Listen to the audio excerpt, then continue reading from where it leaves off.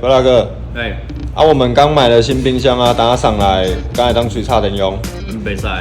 迄个亲像管汽水，你摇摇的，水拍开伊是袂钻出来，但是你的冷媒甲个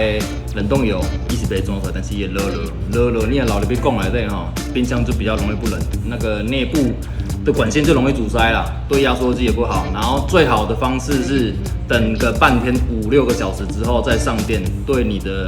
冰箱会比较好，之后的日子你也会比较好过。